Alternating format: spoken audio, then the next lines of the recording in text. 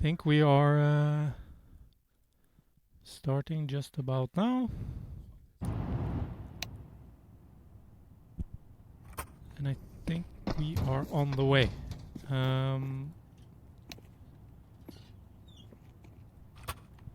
I see that's Tobias. He's called Borje. Sorry if I'm butchering that name, but he and Mark is starting as CT on overpass.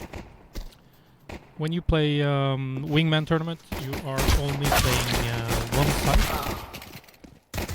so it's only the B side in this case. Tobias went down. I didn't see that, but Mark killed, who's Duxar? Mark, he killed Torbjörn, and then Sahir killed Mark again. Tobias, or Toby, he is a first year student at Academic Esports, and Sahir is a second year student. So they're looking very much forward to killing their teachers, I guess.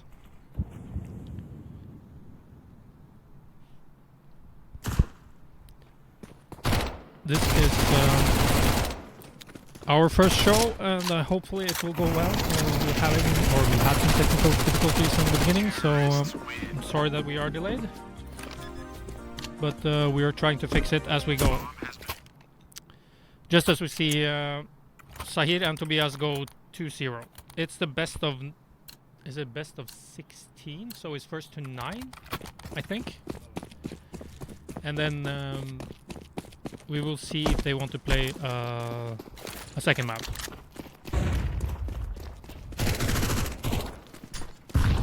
Sahir is fast out of monster, getting marked, and he also gets Tobias on ramp. No, on the bridge, I mean.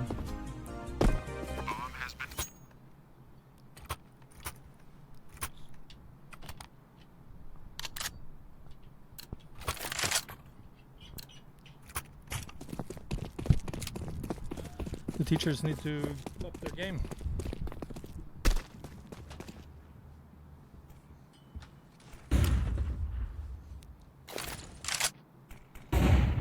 That's a setup flash from Sahir.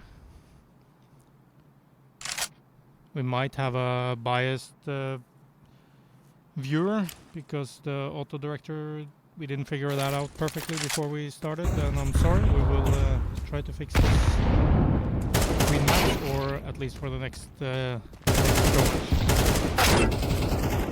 Sahir and Toby is cleaning the floor with their teachers. I'm sure they are liking that. Let's see. Round 5. They have plenty of money, plenty of utilities. And are they going to kill the teachers yet again? If you're new to this, the object of the game is to obviously win, but back home as a terrorist, or kill the enemies, the police or the counter-terrorists, and as a counter-terrorist, or to eliminate all the terrorists, or if they plant a bomb, defuse it. I'm sure this is not new for anyone in gaming, but it's nice to get a refreshment of the rules. So we see Sahir trying to smoke off, I think that was a heaven smoke, just as I think that was Toby. No, sorry, that was Tobias smoking monster.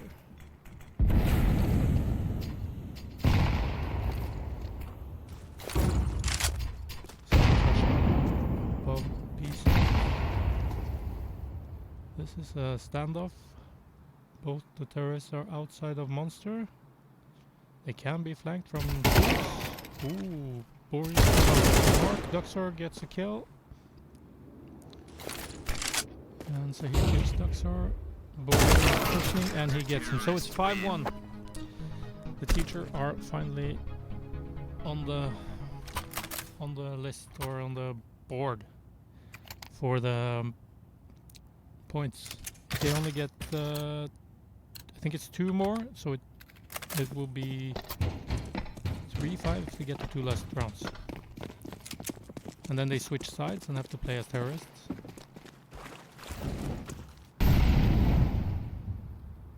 They're both playing from water.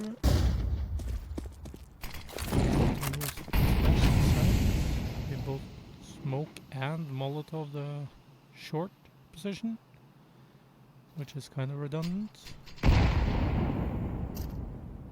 fun thing about CS2 is that you can nade away the smoke and have a quick peek. You can also shoot it to see through your tracer round.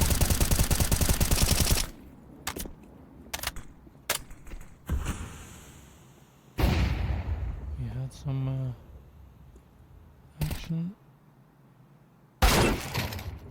There we go. Toby is on the op. And he's pushing Mark in water. But oh,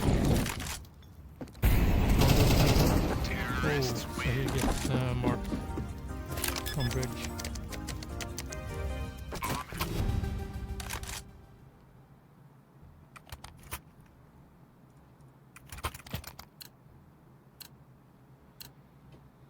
Second to last round, the penultimate round for this half.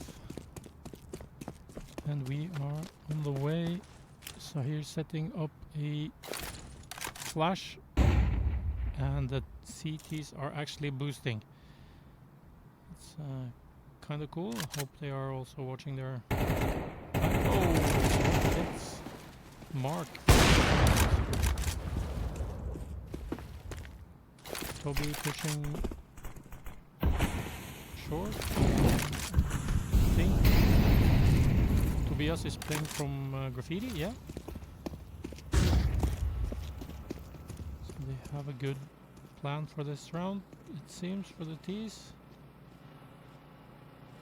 Can Tobias do anything about the situation? He is hiding away in graffiti. Tobias is watching. No, Toby is watching heaven whilst he's watching. And he finds him.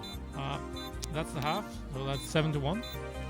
If Toby and Sahir or Killer on Drugs gets 1 more round, no, 2 more rounds, they win the first map.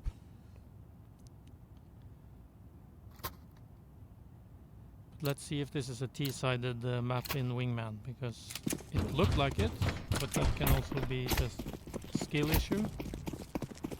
So, not to be a downer here, but it could be.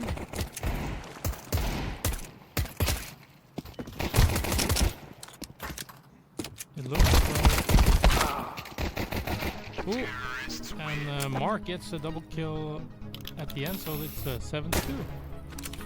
Is this a comeback?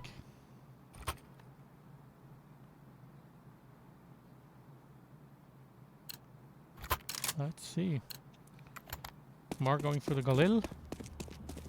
I did not see what... Oh, Boria is going for a shotgun. An auto shotty, which is normally called an op in our teams here at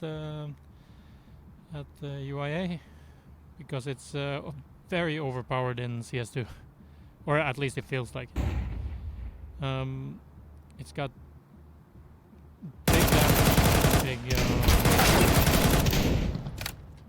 you see, Boria, he gets the kills there.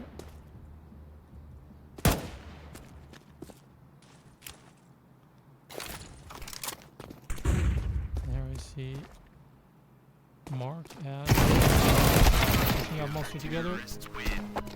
Oh no! Sahir gets them both with a MP9. That's unfortunate. So it's final round, maybe? We'll see if they can push it to...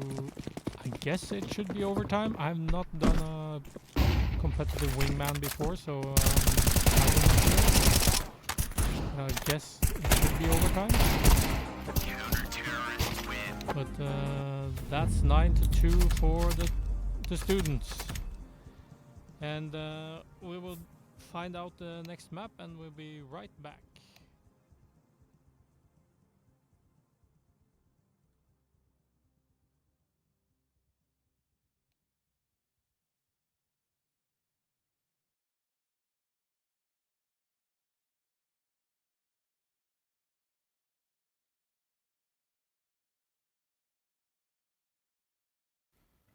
Okay, we're back, and map number 2 is Nuke.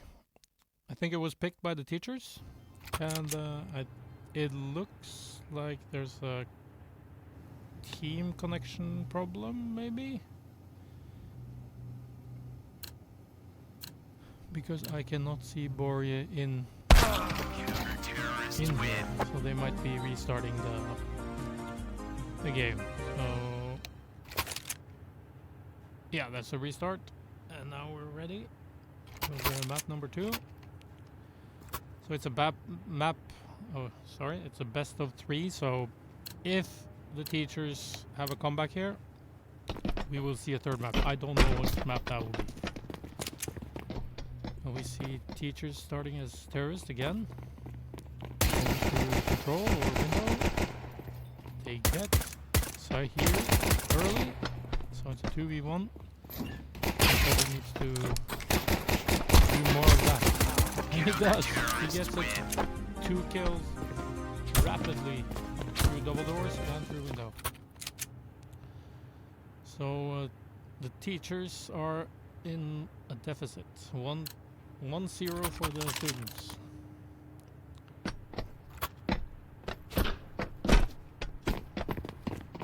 The students are quickly getting the SMGs out and just trying to show dominance.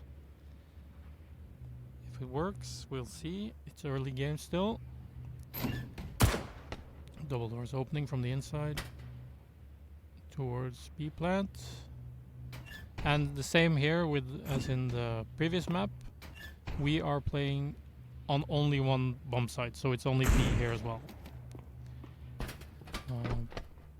Mark getting the kill on Sahir again. We do it 2 times in a row. No, unfortunately not, but probably good for the teachers to get their confidence back. Early round is important. I'm not sure how many times the bomb goes down in a wingman competition, but I don't think it's that many because it's a very small map and very quote-unquote short rounds. Oh, they're just gunning it out. Now they have the SMGs against pistols, and Duxer gets a kill but also gets killed. So it's Boria against Toby, and Toby wins it with a deagle. 1 headshot at single door. So round 4. Let's see, this seems to be more even, but as I can see on their buys,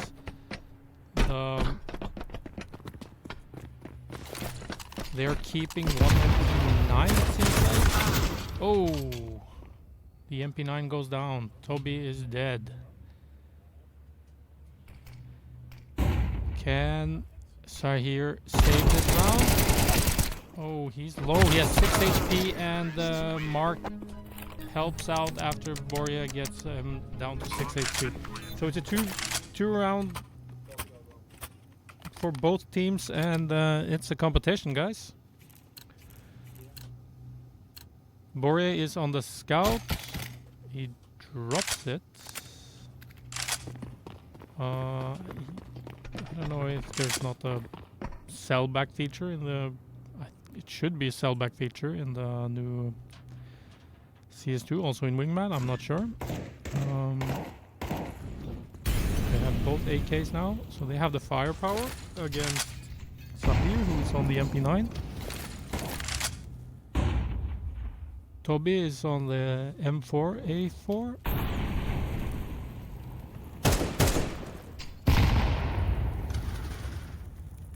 And it's a standstill right now. Not that much damage given. Bori has taken some. Mark has taken some now. Oh, who was that pushing through window? I couldn't see it. It looks like Sahir is pushing through window and gets Bori. Oh, Mark gets an easy flick on Toby. Maybe not easy, but it looked easy. And it's a 3-2 for the students. The teachers need to step it up. Early Molotov on double door. Oh, and he pushes through, gets Mark. No, sorry, gets Tobias or Bori. Mark is still in single door, and he's giving Toby a great deal of damage there. The AK is better than the FAMAS. Or FAMAS.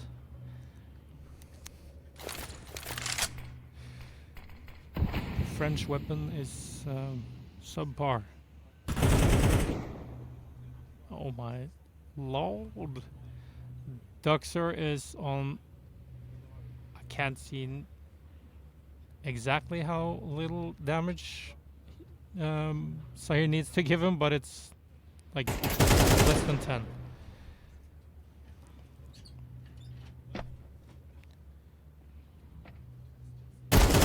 Oh, Sahir gets him while he peeks the window.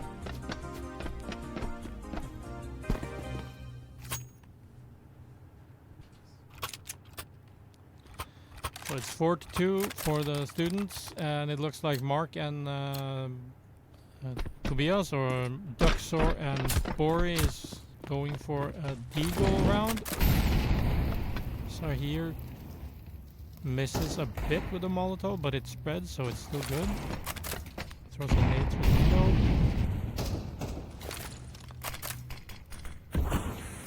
And it looks like it's going to be 2 people towards control. As I say that, Toby gets Bori and it's only Mark left. He's trapped in control, kind of. Oh, he can get out now, but will he? Or is he trying to get a kill on Toby?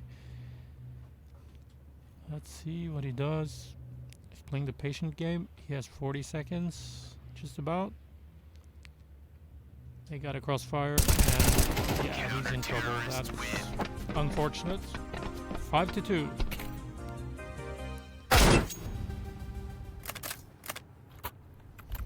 Now, Bori and Duxer are getting the AKs, armor, nades, Molotov, the whole shebang. Let's see if they can do anything about it now.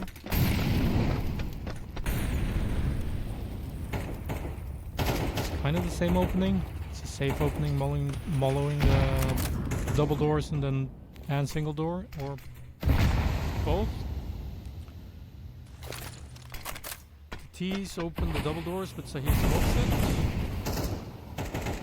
Now he blows away the smoke nodes. That nade was a bit too deep.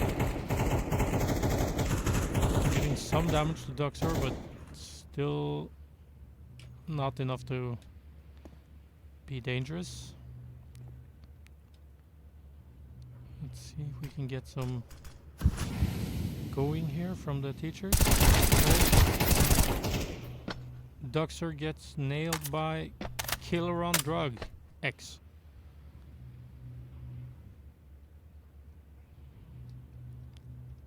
But where is Bori? Is he going single door and just flicking on them both because they're both on his left side? Or is he doing something tricky? He needs to get a kill here, or it's side switching. It's the last round of the half, I think. If my math is correct. So they go into second half with 6-2.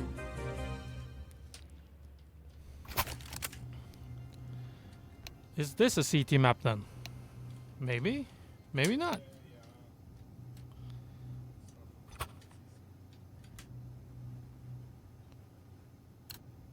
You see the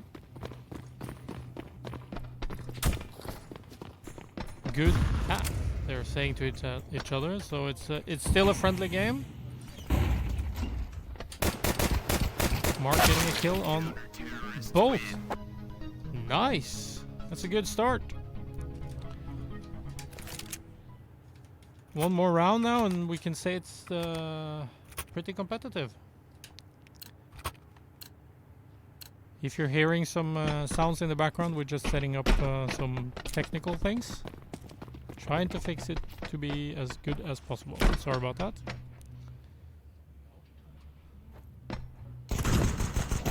And Bori is playing really open. Molly's single door. And Duxor is playing his Nova on the catwalk. Boria is actually playing the auto shotty, and at this map, in the short ranges that they're playing, this is a very dangerous weapon. As you can see, just pushes through the door and instant death.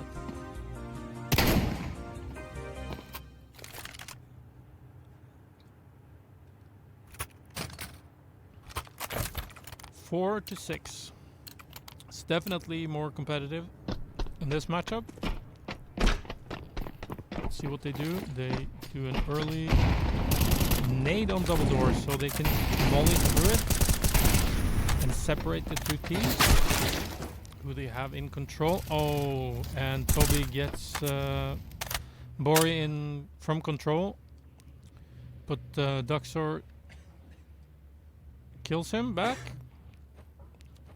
And Duxor is now trying to figure out which route Sahir or Killer on Drugs is taking. You can hear through these walls, so if he makes sound in the hallway, Duxor can hear it. And if there are any new viewers who are wondering about they can see each other through the wall, they can't. That's just for us as observers and for your convenience as a viewer.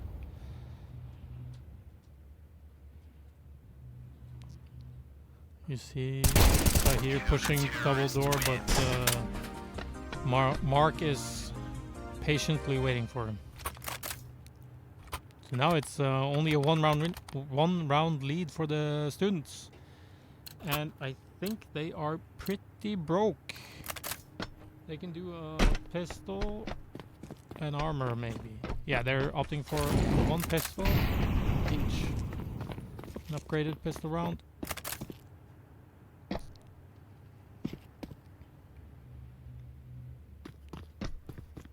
Did he not see him there? That's unfortunate. It's pretty much a standstill here. Sahir, because of the smoke, he could walk perfectly fine and safe up to control. Mark is blowing up single doors so they can't hide behind the door. And that gives the CTs a small advantage, but Killer is not letting that stand, so he takes the Tech 9 to Bori's head, and Toby has already snuck out onto site without Mark's knowledge, but Mark is now moving into control and down towards double doors, getting Sahir. And Toby is trying to find him. Oh, this is a cat and mouse game. Oh ho ho! And Duxor gets the kill. That was a funny round. So now it's equal game, 6 to 6.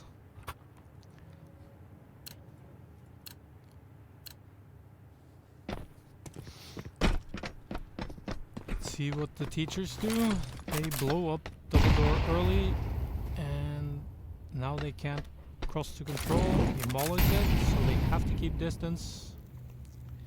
If they take damage, they can hear it because it makes sound, so it's a good indicator. Toby Tobias or Bori is pushing through control. Be a good play here. The T's are playing one in back halls and one in single door. Mark smokes it, I think. Makes it harder to pass or cross. But Toby gets Bori while blind. That's unfortunate for Bori. Both T's are on site, and Mark has to kill them both. They get the bomb down. That's first, I think, in this match. Oh, they are so low. One down. And now I know what the second one is, and he can basically... Oh, unfortunate reload there. That's unfortunate from the duck story. If he didn't have to reload, he would have gotten him, I think. That's my thoughts.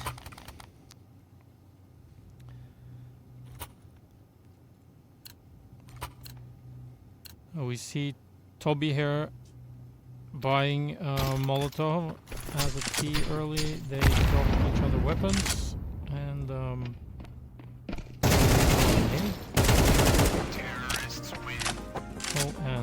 the teachers just rush out and get the round over with quickly. So it's possible this is the final round. The teachers are just spending all their money, because if they don't win this round, they're out. Let's see who wants this most. Is it the teachers or is it the students?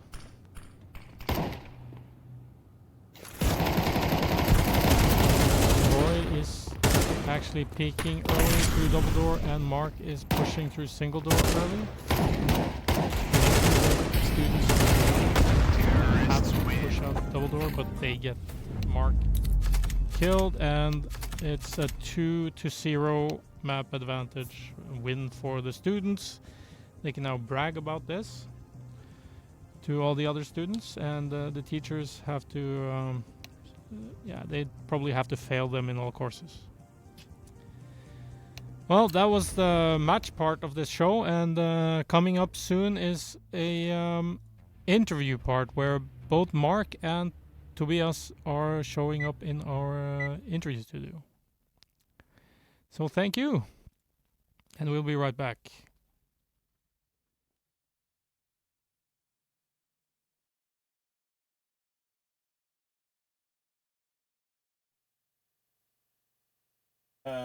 Hello, welcome to Academic Arena. This is our first podcast that we'll finally have put on the ground. Today I have two teachers with us that we are supposed to be talking a little bit about their experiences in gaming and like where it actually started. So we have Tobias Scholz right over my other side there. Hello. Hello. And we got Mark Heckford. Hi, Mark. Hi. Cool. Okay, where do we want to start? Jon Niklas? I also have Jon Niklas as well. He is my co-host for today. Hi. Cool. Yeah, like now we got our name, so we're talking English. So, because Mark is a British man. Yeah, blame it on the British guy. British guys don't learn foreign languages or something. Yeah. I know you tried. I've heard you. So many languages. I just won't get into them right now. Yeah, I've heard you speak Norwegian, so I know that's not a problem. And Tobias, he's from Germany, right? Yeah, that's correct. Germany. Yeah, cool. Okay, so the main focus, like I said, for today is actually trying to take a deep dive and dig into your kind of past, like where did gaming start for you guys and where it ended up. Like right now, you're in an academic setting. You're working here at the university as a professor and a lecturer for us. So yeah, like if you can just like, where did like the earliest memory of gaming for you guys start? How old are you? I don't actually know. Are we the same age-ish? 40. Yeah, ish. Yeah, there's sort of a few years between us. And you I won't say who's older or younger. Oh, okay, yeah, that can be a secret. Yeah, we're gonna make that a secret. So where are we thinking? Back like 80s? How earliest memories of gaming? I mean, I think my earliest is Decathlon. Decathlon, okay. The Olympic game, where I have this vivid memory, and my parents told me that there were a little baby thingy clapping on the keyboard, and then the characters run. So that's probably my first. Cool. I think mine is being not old enough or tall enough to reach an arcade cabinet, but playing Missile Command while being held by my father, and not really know what's going on, but really enjoying the trackball. Awesome. Did you like your parents like game at all? Did they like get you into this, or was that it was kind of new for them as well? Like at the time. No, like for a while. Like, my dad kind of like he was more into like sports, the competitive side of it. Mm-hmm. He would enjoy a good racing simulator, but he's a very sporty guy. He plays a lot of golf. He was like a scratch golf player. He played snooker to an extremely high level. He used to play football and basketball, and he did motocross trials and stuff like that. Yeah, a competitive spirit. But Then I have an older brother who is the culprit here for me. okay, really? Yeah. Yeah. So he's 4 years older than me, and he got hooked on computers and video gaming and programming and stuff. He was just obsessed with computers from a young age. So it was a lot of hand-me-downs, essentially, or just like shared computers. So he had an NES, he had a Commodore 64, and like the sort of BBC Micro and stuff like that. And even before I knew what was going on, when he was like 7, 8, he was trying to teach himself how to start programming at that age. And I would want to play back then you could order magazines, and in them they would have code, and it was like type these in and you can make a game. So he was learning to program through basically typing these code into whatever he was using at the time. And I would sit for hours eagerly anticipating playing whatever this really bad game was going to be normally. Okay. Like they were fun short things. And it's like you have to debug your own code. You made one spelling mistake, the whole thing is likely not going to work. So yeah, I had many, many hours just sitting anticipating my brother's making a game. How cool is he? I'm going to play it. Yeah. So. That sounds awesome. Yeah. Really. Yeah. For me, it's probably not that intensive because my brother was not a programmer, but I still remember the time when we got our own PCs. My father always was into tech, so he always brought the newest tech stuff into home, and with that we had the ability to play the games. Like I always remember Prince of Persia. Oh yeah. It's a terrible game, and it's the part where, just think about it, you play the game, then you screw up, and then you have to play the game again. So we spent a lot of time doing that. And yeah, actually we always were a computer family, so no consoles at home, until the Game Boy came around. Then suddenly all the time, so we traveled a lot to family. So playing Game Boy in the car, Super Mario and that. Also a terrible game, because if you lose the whole game. But those were the stories where we played a lot. And always my family were like, okay, they didn't play, but they saw, okay, kind of cool what he's doing. Yeah. So it was always the supportive character. Yeah. That's kind of important when we're at a young age, like when we're starting out something new that we find really cool and amusing. That for sure, we need support and the help from our parents primarily, like when we're young. So same thing with me. Like when I grew up, I started out on my mom's, I think it was Windows 97 computer, and I got a torrent copy of Warcraft 3. That's like the first game I started playing. And I played it for like a couple of months. Didn't actually know what I was doing, but I filled my mom's computer with viruses and stuff. Nice. So after that, she bought me a PlayStation 2. Well, that's the thing that young people don't learn much these days. The joys of messing up a computer and learning how to reformat it and all of the sort of tech support that came with that. Exactly. To be a gamer back in the day, a PC gamer, it wasn't as plug and play as it is now. You actually gained quite a lot of knowledge. I mean, you still do gain knowledge these days, but back then it was quite specialized knowledge. Exactly, yeah. It's a lot easier going on Steam these days and just pressing a download button and everything just works. So yeah, for sure. It was interesting. Yeah, I always remember when one of my friends got this network router with more than 4 slots. So we suddenly were able to bring 10 PCs into one of the houses and then cable throughout the whole house. And then the idea, IPs. they were not automatically. So at the beginnings, everybody was sitting down. Okay, you get 1, you get 2, you get 3. Who screwed it up? Because like what Mark's mentioned actually reminds me of kind of like, of course, that's in a little bit of an older age for me, like middle school or something. That when I was playing like the Minecraft beta, and then like everyone is like, oh, Minecraft. It became like so big, like 1.8.1 or something, and then it was like, you know, mods became like a really big thing, and like sitting around fumbling into like the app %app data %file and just like figuring out all this stuff, and then like you had some mods that weren't compatible together, so like into the files again, try to fix it, you know, and like all of this like nitpicking and like fixing and tinkering. Yeah, it's good. Mm-hmm. Oh, it's cool. I find it interesting you talk on the fact of like a need for supportive parents. Okay, so that was not the case for me. My father was regularly like switching off the entire fuse box to my room, and Oh, really? he had one prime motivator for me. It was like, can you make money out of this? So he was very against it until I brought back a paycheck or a tournament winnings at some point, and then he kind of changed his tune. Yeah. So often I would be sneaking downstairs late at night to turn my power back on while he was asleep, so I could play some games. Okay. Yeah. Because like it's crazy. Like my dad, we had like this computer, old one, like a compact Q or something, and it was very good for its time per se.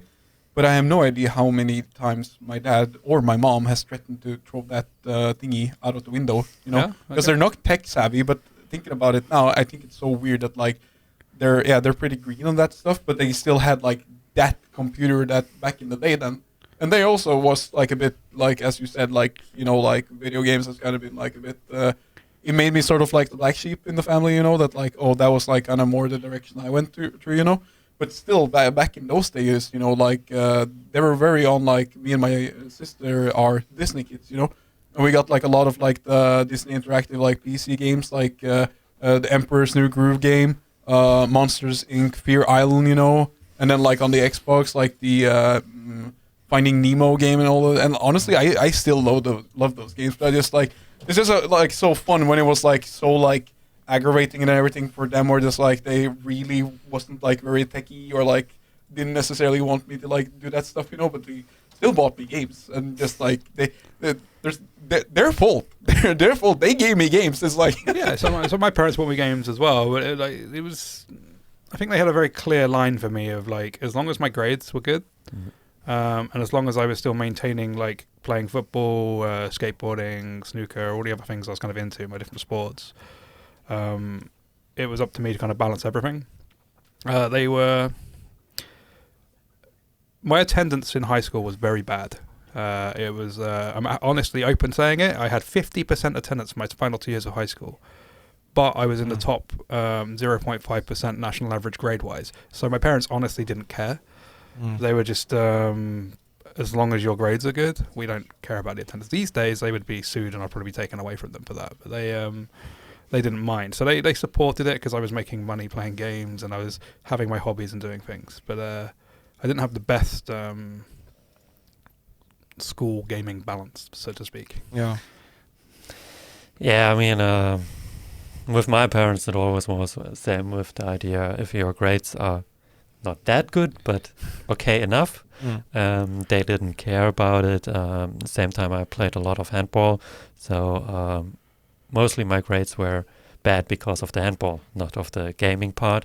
For me, it was more like the idea that I was really at a rural village, like 300 people lived there and 500 cows, something around that. So the internet was terrible. Yeah. So even the idea with modem, where you were only able to either phone or either be online, and nobody else has to be online, so your ping goes up and on. So we had the schedule, really like the schedule. Those are my training days for Counter-Strike. Those are my clan wars. So it is actually like project management 101 with all my friends, because they had also bad internet. So suddenly you have this huge spreadsheet of, okay, then we have 5 players. Then we have to get a team playing against us. So we had a week plan. And then I go to my parents, okay, then you are not allowed to go onto the internet. And it's actually kind of funny to see back then how managed everything was. So they always knew where I was. It was managed to the point of like, Mum, you're not going to be able to use the telephone during these hours. Yeah. Because you had to make sure you had a phone splitter and stuff, because if the phone rang and you hadn't set it up correctly, it would disconnect everything. I was extremely fortunate, but by the late 90s, I lived right next to my middle school, and they were having a nice fat pipe of ISDN bundles rolled in, so we had one put straight into my house in the sort of mid to late 90s. So, and it was only to my house, which then led to some weird scenarios where we were running Ethernet cables to other houses, like through trees and other stuff. So we had like 3-4 houses connected to the same network, which we would use as LAN. But then we would also share the internet with the neighbours if they wanted to get on it, which was bizarre to think about these days. Yeah, that's just crazy to think about, at least for me and you, Nicholas, that are quite younger than you guys. So yeah, I was just thinking about, like, from my part, like when I was growing up and my parents' support and stuff. My dad was not really supportive of me gaming. He was in the same way that he was thinking that like school's more important, and like every other child, you need to go outside, play football, and climb trees and be normal.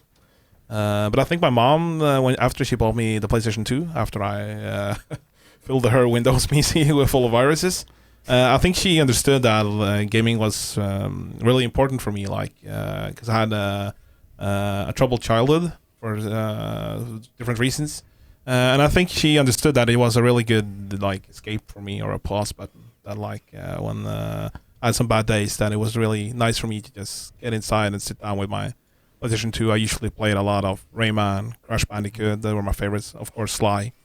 I'm writing an assignment in that, or in game history. So yeah, I have really fond memories of that, just escaping into those worlds and really taking a breather, because I needed it when I was a child. So yeah. Yeah, Rayman. Rayman. It's really good. No, I feel a bit of the same way. Because like, not trying to like make like a boohoo poor me scenario here, but like, yeah, a bit like bullying, trouble in the house. Spent a lot of time for myself, you know. It was like, it was a coping mechanism. It was nice to just like get away into these worlds and like everything and blah blah blah. Mm. But that's also where it comes to the funny part. Is like I feel like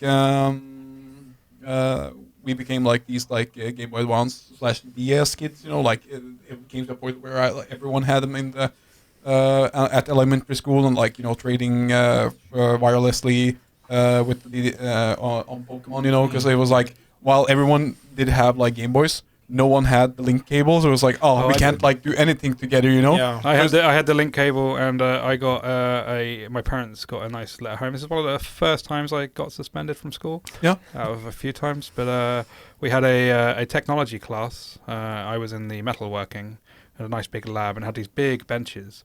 And I kind of cleared out the cover space inside the bench because you could sit inside it. And my friend had like, it was a mirrored classroom on the other side almost for woodworking, with different machines and things in there. But the benches were kind of the same, and they were sharing a wall. So we took one of the drills and we cleared out the cupboards and we made a little hole. And we spent about 2 weeks hiding inside cupboards with a link cable between the two classrooms playing Pokemon. Before we finally got caught, and then they were quite angry that we had not been doing any work and also made holes in the walls. Understandable. Yeah. That's so good. That's fun memories. Yeah. No, but then basically, so the whole point was that, like, I remember, like, back in those days, we were like, everyone was like, like, Nintendo, blah blah blah, or like gaming, like that when it hit like the peak for us, you know, like the story might be a bit different for you guys, you know, but it was just like, then it was like very like commonly like starting to become like a bit more of like, you know, like the gamer term, even though we didn't know it. It started to become like it was just like so much more common to play video games, you know. It's like everyone going around like, I'm gonna be like a game developer and everything, or like something in those lines, you know. But it's like looking at like people from elementary school from then to now, it's like everyone else is like studying something like a bit more regular per se, or something more safe, and or like doing something completely different. And I'm still the only one who's like sitting on like something like now I'm a bit more like open for anything, but I do kind of want to still keep in the line of like the gaming industry, if it's like event management, such as like our tournaments we've done with you teachers, or like something, but just like having a foot inside in that world, you know. Yeah, so it's like you're saying you locked in from a young age. It's like I want to work in gaming for some age. How old were you when you sort of think you came to that kind of oh god, decision? that's the thing. That must have been like between 8 to 10, maybe. It was actually that early. That's really interesting because I don't know how it is for you, Tobias, but like, was that even something you would have conceived when you were sort of 8 to 10? That video games was something you could tangibly relate to, gaming work-wise? Absolutely not. I mean, the idea to making a career in gaming or esports, it took me nearly, even when I studied, it still was not a tangible idea, especially when I already, same probably for you, working in esports, doing something in esports. Okay, not making money in esports, that was probably the main issue. But the idea that even when I did stuff in esports, being a journalist and that, I never really thought about it. The idea, for example, when we did our magazine in esports, early 2000s, having like 20 people writing stuff and everything, technically a startup. We didn't call it a startup. We didn't call it a company. It was like, yeah, we're doing a magazine and that's fun and everything. So we didn't even thought of the idea. And even afterwards, like, it's fun. And if some money comes out, it's cool. But never the idea I can make a career in there. No, I mean, either like, so for my teenagers, I was kind of leaning towards either becoming an electrician, because that's what my father did, or I wanted to be a PE teacher. I was deep into my sport, and I even went to college to study that kind of line of education. So I'm a fully trained sports masseuse, if anyone's interested. Cool. Yeah, I know, good to know. And the whole esports and even like the video games kind of thing, it looked impossible. Like, I wasn't interested in programming. I'd watched my brother program all of my life, and it to me it looked like some crazy wizard language that was never going to be for me. And if you can't do that, you can't make games, was what I thought. So I carried on playing the esports thing. I enjoyed it. It was always more, eventually esports will become big. That was always there on the horizon. But in my mind, it was like, that's when I'm going to be with a Zimmer frame, because it's moving. You don't quite understand how fast it's moving when you're in it at a young age. And then the next thing I knew, I had a job. And it was a kind of blink and you miss it, what happened here. And it's kind of bizarre, really. Yeah, absolutely. It's, as you say, in the esports bubble, you don't realize what actually is happening. So the idea of tournaments happen, the bigger they get, suddenly at some point Twitch came out and all of that. Yeah. You see this gradual movement, and then suddenly out of nowhere you're making a career in there. And it's the part where as it is moving that quickly, you often forget how it is moving. So we are talking about an industry, and back then we had this dream, oh, let's do it in an arena where 10,000 people could fit in. Yeah. We will never sell 10,000 tickets or stuff, but we can do it. And then we are doing it, and then suddenly we are in the Madison Square Garden, and all of that stuff where... Disneyland. It happens. It was... Yeah. Even while we were there, we're like, this isn't happening. This is going to, like, we're planning it, we're booking it, something's going to go wrong, because this is insane. We are doing Disneyland. Yeah.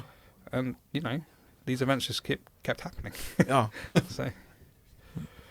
Yeah, but I kind of feel like I'm in kind of different situation that Jon Nicholas was in, because he told us that he, at an early age, found out that like gaming is something that he want to pursue and actually try and make a career of. So for me, it was just like the recent 2 years now before I started the study. Then I heard from my dad. He went to a photo school in Oslo, and he met this woman that was having a local esports club not far away from where I lived on the east side of Norway. And he was like, yeah, she needs some help, so maybe you want to help out because you like gaming and you're good with kids and those sort of things. And suddenly I became a board member, and did have a lot of things to do. Like we arranged LANs and we traveled to different places and have tournaments, and it was really successful. We had a really big growth in our population in terms of members, and it was the same thing. Like when as Tobias said, that he just came from a small village with probably more cows than people in it, and it's the same thing for me. So it was really inspiring to see that we could muster so many people locally. People traveled like 1 hour or 2 hour away as well to actually meet up and have this space where they can game and feel safe and included. So it was mainly catered toward kids and youth.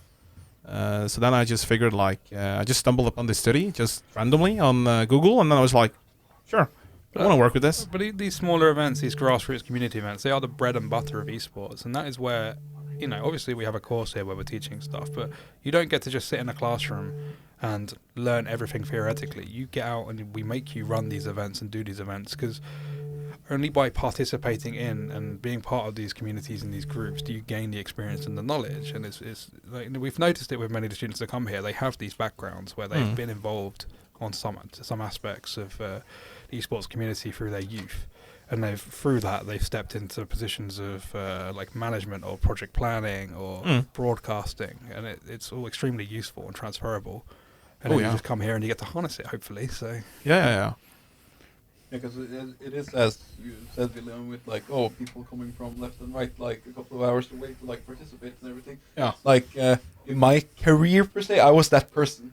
Because I started with I hyped up for like when Smash for the Wii U and 3DS came out.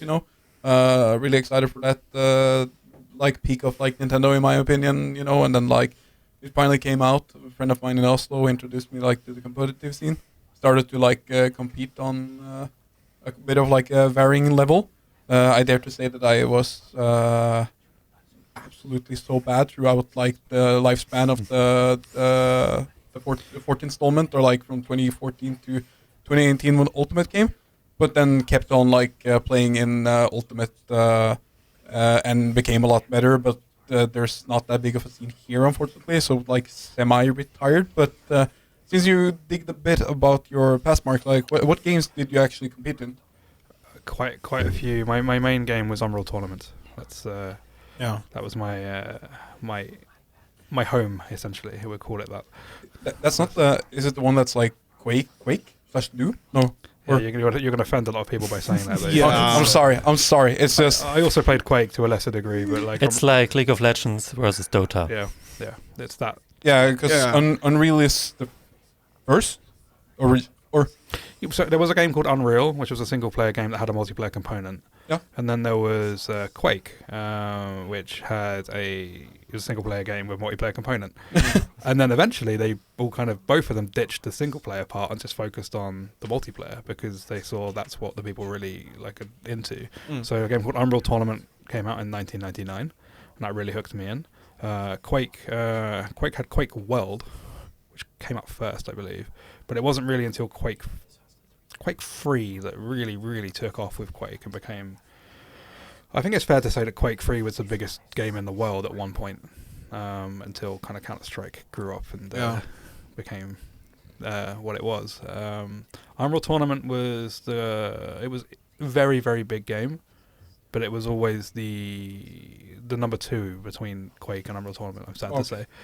But it's not to say it was small. It's like I said, Dota, League of Legends kind of thing. And it wasn't really until Unreal Tournament 2004, which is the one where I really started to excel and get into. But it was interesting that you said you went to an event and you were really bad. I think everyone goes through that, honestly. You go to an event, you play amongst your friends in your small community or your local community, and you're a big fish in a small pond, right? And then suddenly you get out there and you realize that, these guys, they're playing on a whole different level. It's not even easy to comprehend what you're watching, and they have different settings, different keybinds, and suddenly you have to make this jump, and it's a bit of sink or swim, and it takes time. So I was doing okay in local tournaments and national tournaments and stuff, but there's Unreal Tournament 99, then Unreal Tournament 2003, then Unreal Tournament 2004. So there's 3 games between I'm sort of rising up. So it took a while. I guess it just for me it was it was mostly I kept in Norway for the lifespan of Smash 4 because I didn't necessarily have the money, and so it wasn't very often I was even able to like go to Oslo just for like the locals per se. But it was like when Ultimate came, then it was like I had like sort of like the same struggles, but it's just like everyone was just like so hyped for Smash again, like it became such a big thing for at least us.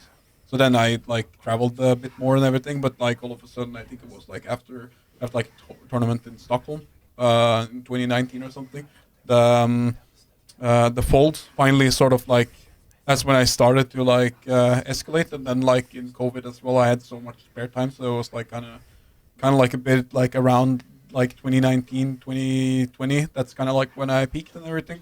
And then like we have some of like there came in some new generations in like 2021 to 2022 that has like taken over a bit, and then I moved here down to the study, and then haven't really done much with it again. Like I do really want to like keep like at like a certain level, but it's like now it's a lot of with school and everything, so it's like hopefully I will come back to it, but like now it's just kind of nice to have a break. I think the interesting thing for esports, like the early days, you know, we're grandpas. There was this weird kind of these days you've got lots of stuff like matchmaking. We didn't have matchmaking. That wasn't a thing. We had servers, and lots of servers had passwords on it. And as you know, to become the best, you have to play with the best. So there was a massive hurdle of even just getting into those servers. You had to be recognized, and you'd have to meet people at LANs and sort of get the nod, so to speak. So I mean, I don't know how it was for you.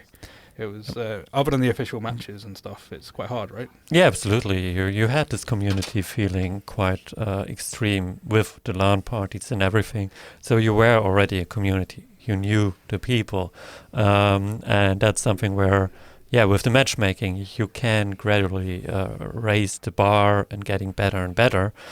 For me, somehow I grew up in a region where just a couple of pro gamers in nearly every game sitting around. So I played with them Counter-Strike. Just a couple of them later went to the German Championship and everything. Played with some of StarCraft, also German Championship and everything. So I got always stomped. Same with Quake and everything, and that was kind of the part where, I was in those communities, but I was just bad. So that was the part where I struggled with the idea, and suddenly you go to these other servers and then you stomp them.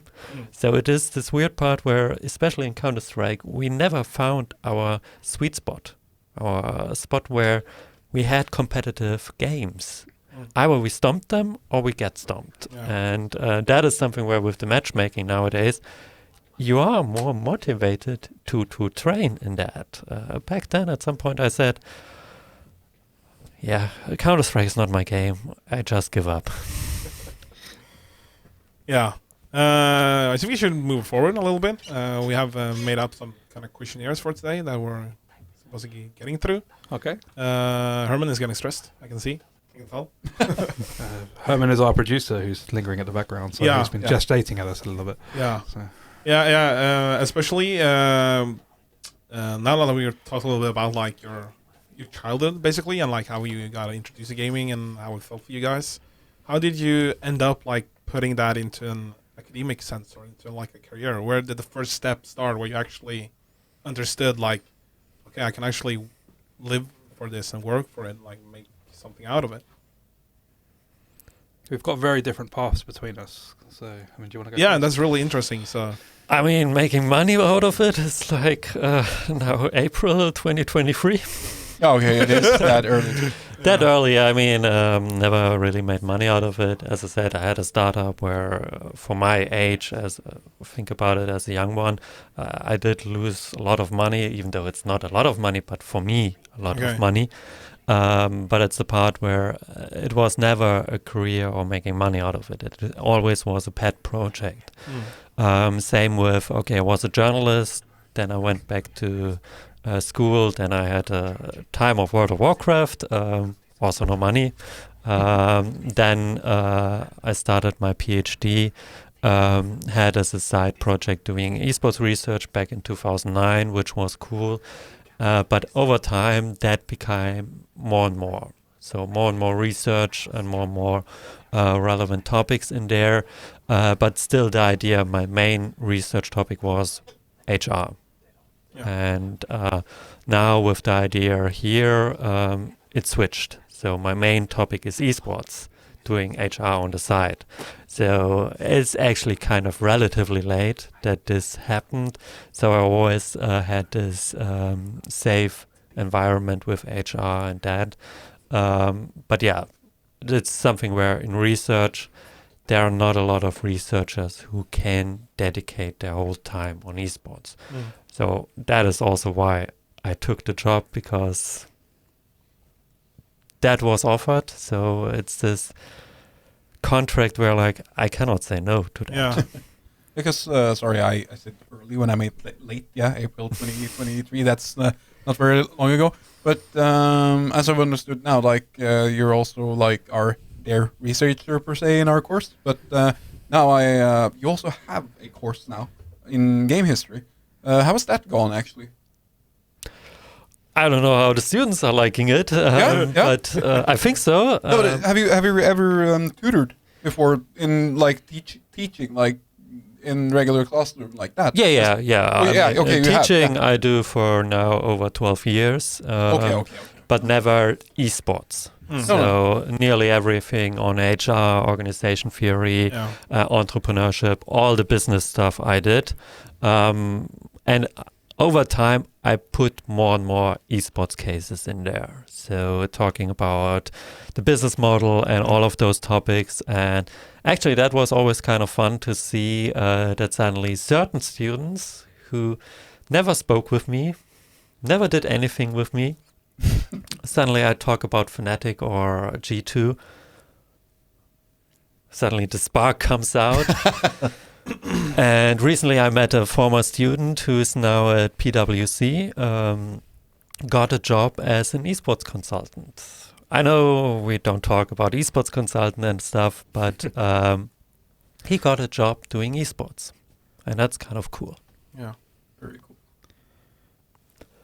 Yeah, like I'm in Tobias classes, so I can kind of Yeah, oh my god. brag a little bit about him, but like I'm this huge game history nerd, so I feel like I'm probably one of the only students that are actually just gobbling up everything he tells us, because I find it so interesting and like meeting a type of person that Tobias is and the knowledge he has and experience. So but yeah, like you said, most of the class get really interested and sparkly in the eyes when they started discussing different esport teams that has been over the years. So yeah, that's probably the most interesting stuff the rest of the class thinks. But I'm really just enjoying everything that you're teaching us from the earliest stages of gaming in history and up until the early 2000s stuff. That's probably where we are right now about. So yeah, I think it's been really good.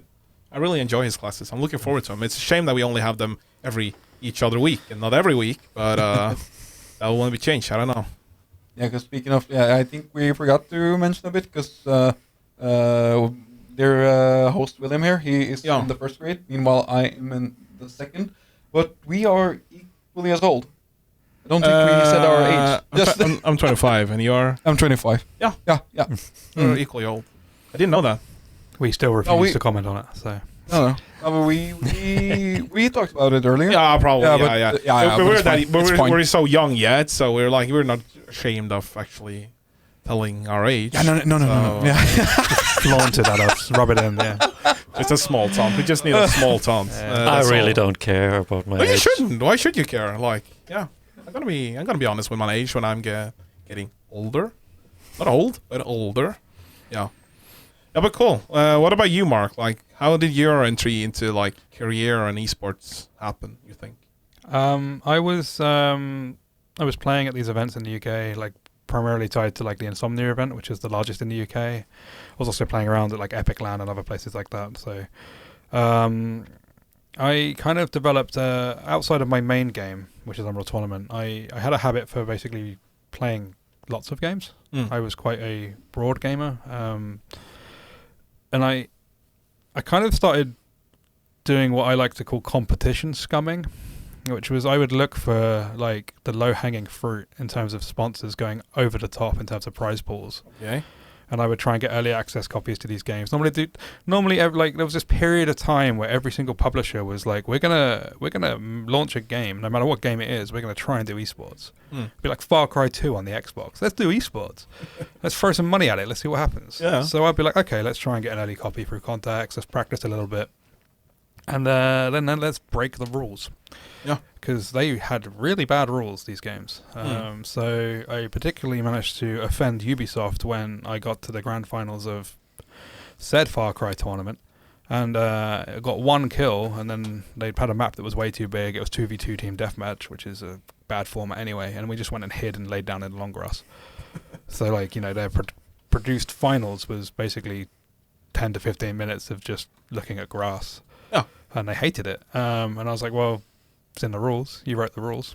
And that led to them going, okay, we're hiring you to write the rules. So my start in esports on the business side of it was becoming an admin, writing the rules, getting paid to sort of manage that kind of stuff. That then led to sort of me taking on multiple games. So I was doing FIFA, various other sort of launch titles, bit of Counter-Strike. Yeah. And then that segued into this idea of community management. So community management is a thing that almost every company has these days with the dawn of social media and brand awareness. In the early internet age, community management was a concept born out of esports. The only people that were good at community management were people that had dealt with the ferocity and bad nature of gamers. So I worked with EA on FIFA for 4 years. Yeah. And then I decided I actually wanted to get out of the games industry and broaden my horizons. And I went and worked for a telecoms company called giffgaff. And then the second I was hired there, they're like, we're doing esports. So I never really escaped. But I got to also expand my field and learn much more about community management there. Around this time, I was also still freelancing, doing stuff with other companies on the side. So I was working with Namco, Capcom, Epic Games, just building up a reputation for myself to the point where I was eventually able to sort of quit and go full-time freelance. Yeah. Mr. Worldwide. Huh? Mr. Worldwide. Mr. Worldwide. Mr. Europe, mostly. I didn't do too much in America. I went to America a little bit, but not too much. Yeah, but one day and no. Well, Yeah, sure, but I was working with the sort of European regional stuff. yeah, but they probably have offices in Europe as well. Yeah, but I'm there to say that you can brag about being a bit, like companies from all over the world. Yeah. These companies weren't as competitive as you would think. They weren't like, this is our company, this is our game, we have to have our own people. They were very much like, oh, let's like a Tekken would be like, let's make sure we're near Capcom so we can have Tekken and Street Fighter kind of share staff and that kind of stuff. And you'd have Warner Brothers be like, Tekken and Street Fighter are popular. I know it's not esports related, but can we do something with Batman Arkham Knight and just stick it in here as well? I'm like, yeah, sure. And there's this weird kind of like harmony between studios and publishers. And then that, after I went freelance, I'd met my now wife at this point, and she decided she wanted to come back and study in Norway to become a nurse.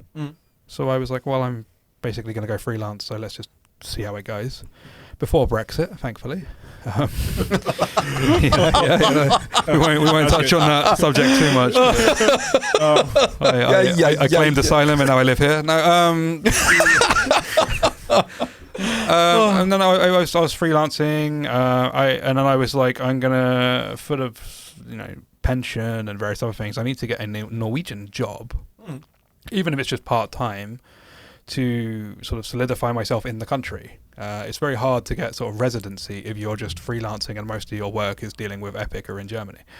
So I was actually met with a very strange Norwegian culture of, we don't mind that you have like 10, 20 years of experience. You don't have a bachelor's degree. Yeah, welcome to Norway. Yeah, the unions say no, which is fair enough. It's there, right? So I decided to go and study game design. Because I thought I would be the rounded package. I would understand everything. I'd have community management, I'd have esports, I'd have game design. And I did okay. I got my bachelor degree. And then COVID had hit as I was finishing up, which was a fun final year. But then after that, I was just sort of this is nepotism for you, so we won't advertise this too heavily on the broadcast, but here we are. My brother-in-law works at the university. Runa doesn't actually know him, so it's not a problem. But he basically pointed out to me, there's this esports thing starting up. that's something you're interested in, isn't it? And I was literally living on campus at the time, and I didn't even know about this because my wife was studying it. That's how much attention I was paying to what was in my immediate vicinity. I was looking all over the place. I was interviewing with companies in Ireland and America. And I literally just sent Rune a message, who's Rune Anderson is the course leader for the academic esports at UER. And I just said, do you need a hand? I was offering to volunteer to just join in because it sounded like a really fun project. And the weird thing is that's esports for me. It's never like, oh, hi, give me money. It's all like, that doesn't get you far in esports. What gets you going in esports is like, this sounds like a fun project. Can I be of service? Yeah. And that was all I wanted to do. I wanted to just join in, see if I could be of use, make it fun. I love the idea of academia in esports, and some of my former friends and sort of colleagues in the esports scene in the UK had also made that progression into teaching and working on courses. And then through a lovely set of circumstance, and I guess it just went well, it kind of transitioned into me becoming sort of part-time teaching and then full-time teaching, and now I'm happy to be here. Yep. Cool. That's pretty cool. Because you mentioned that you just stumbled upon the study? Yeah, I think actually my mom mentioned it because like 3 years ago I was studying social worker, but life got kind of rough, so I quit that study and went home, packed my stuff, and then I tried looking elsewhere to like find my future, I guess. And I had like 2 years at home just working and just trying to figure out life, I guess. And then my mom, I'm 25 years old, so living in my boy childhood room at home, not paying rent. So she was just starting to nudge me and like, yeah, maybe you should try and, find your future. You should know what I did and just moved my now wife in as well, which is the opposite of what you should be doing as a young man. It's just like, I'm not going to move out, I'm just going to move people in. Maybe that could have worked, but no luck on the lady front as well. But but she was starting nudging me, and then I think she's just stumbled up on like the study and like, hey, this is cool. You like gaming. You're like heavy into the local esports community now, and you seem to enjoy yourself. And I was like, yeah, I am. So I applied. I didn't think I was getting in, to be honest. I also applied social worker as well here in UEL. But now I'm here. I'm super happy. I'm super thrilled. I feel like home. This is the fourth time in Norway that I'm actually trying to get a bachelor degree.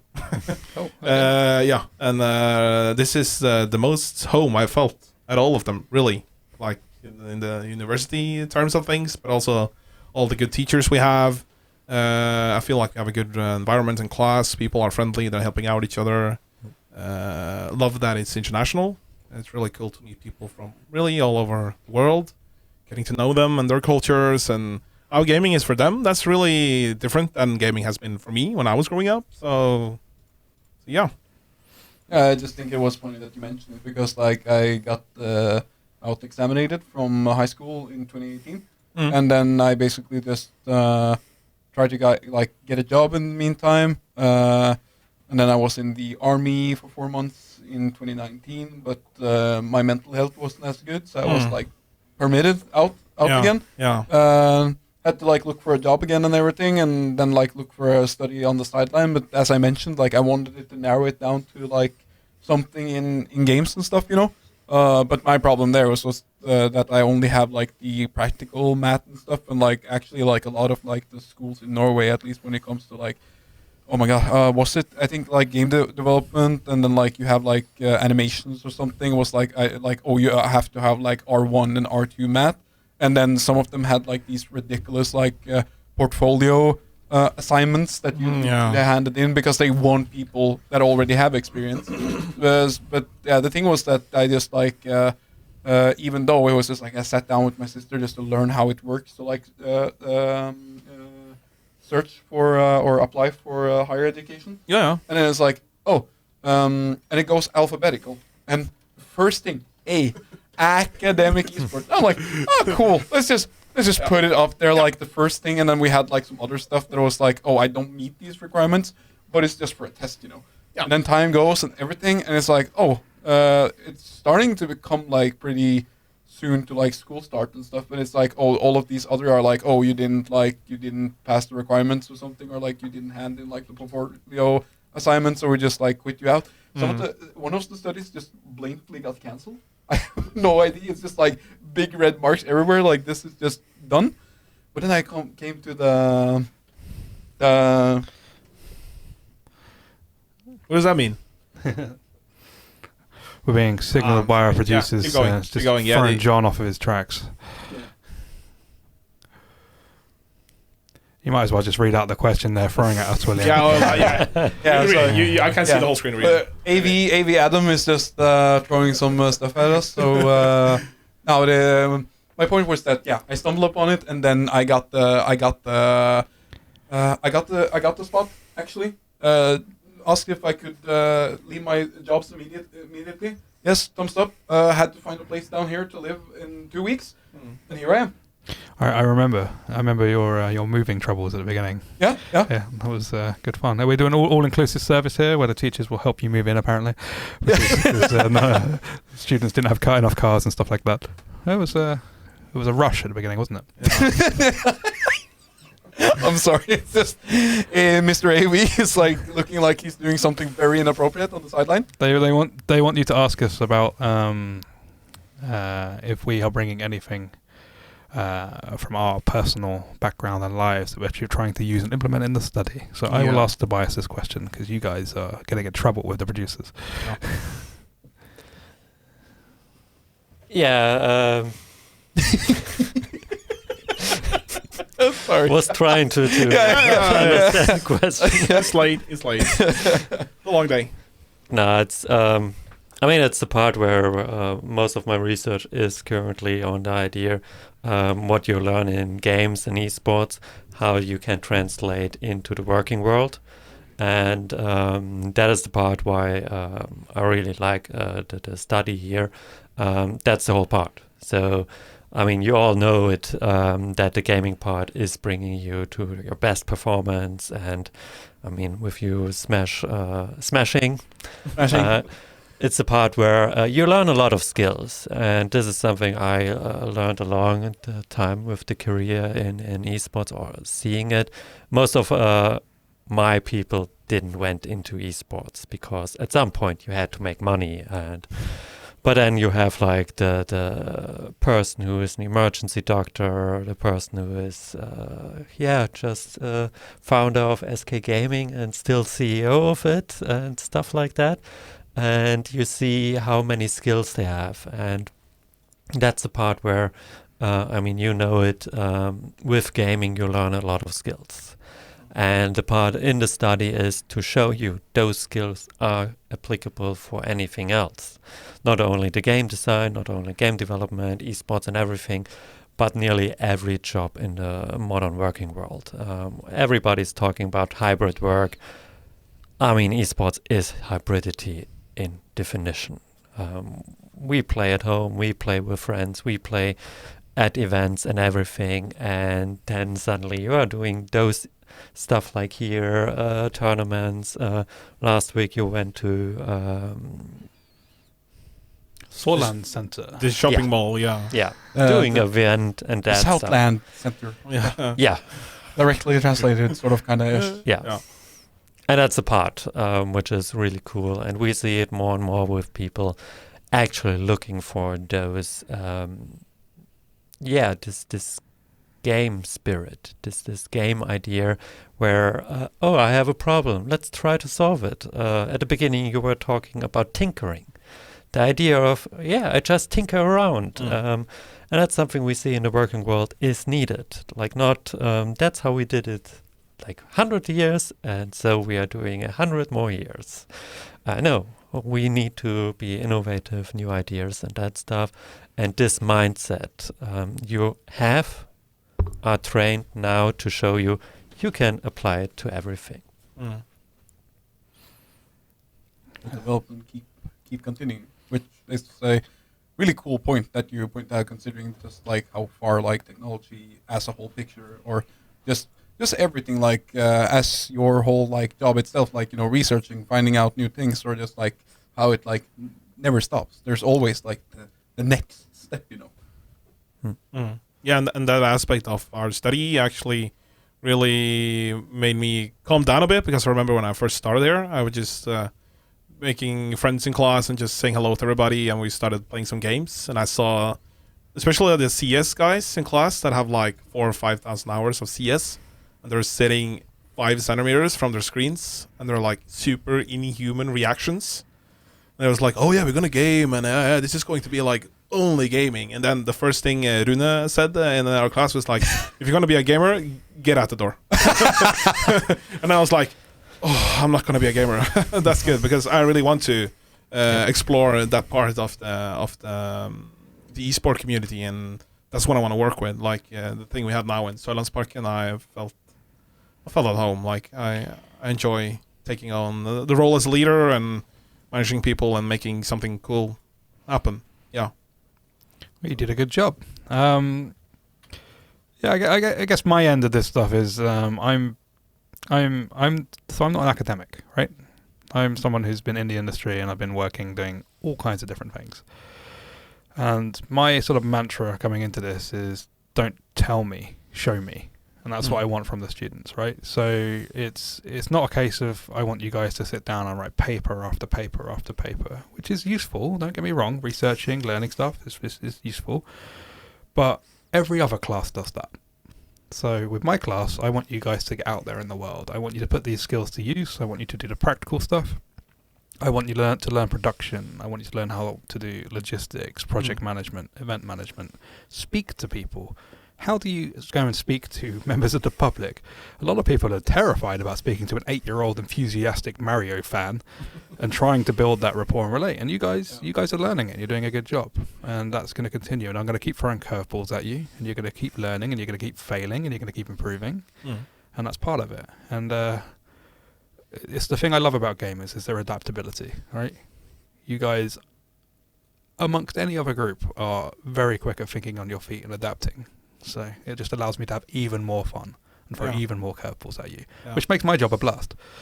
So yeah, it's like I would like the end game. Like I would love to like do something a bit more like maybe creative in the industry. Like I have like a really found thing for like voice acting in games or something, and concept art or like animation and stuff like that. But I don't have like that sort of background, but like. Also, just what you all mentioned about like that event we had at Sørlandsparken.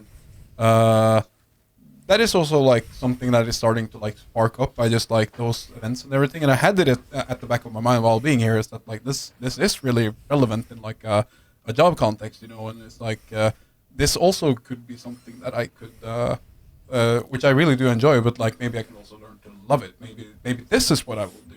But it's like the study is growing on me more, and like as Rune told us, that like this is not just gaming. You're not here to become like an esport athlete, And not gonna lie, like I was like a bit like I had already kind of realized, but I was like in a bit, but like it's got to be something a bit in the middle. But then I was like a bit like but like now it's growing on me. The whole concept is like I'm starting to get it a bit more, like accepting and like understanding and more enjoying it. But as Mark mentioned, with doing more of this stuff and don't have to like write so many reports on paper, then you can take down the paper count. No, you have to do both. As I said, papers are important and they have a place. You just said it. Yeah, you just said it. We're academic, so it's about finding a balance. It's the part where my goal is also to find those researchers who are the next generation. So it is still part of my classes. So everybody who has to do it with me has to write something. Just want to touch on one thing, because you make it sound like we hate gamers, which was not your intent. Wait, huh? You came across a bit hard. Like that. No, sorry. I don't need to apologize. It's we absolutely love gaming and we encourage it, but the point is there is more than just gaming, right? Gaming is more than just playing. Gaming is developing skills, and we look at how we can how those skills can be transferred and applied in a range of different things. So yeah, and that's the part where in the end the cool part is you can create your job in a way that it feels like a game, And that's the cool part where learning new stuff, applying it, having those events where you're just winging it, tinkering around and all. And that's the part where, in the end, actually being a pro gamer is also not really that great, to be honest, because most of the time you are playing to an amount that is not comfortable to the idea. You have to have all the other parts, strategy and everything.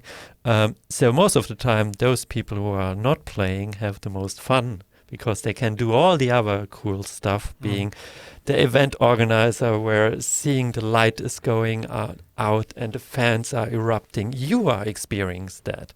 The player is in the zone. Yeah. They may realize it unconsciously that something is happening, but everybody else, the photographer, those people who are observing, those who are commentating, all of those people have the most fun and the most emotions in there.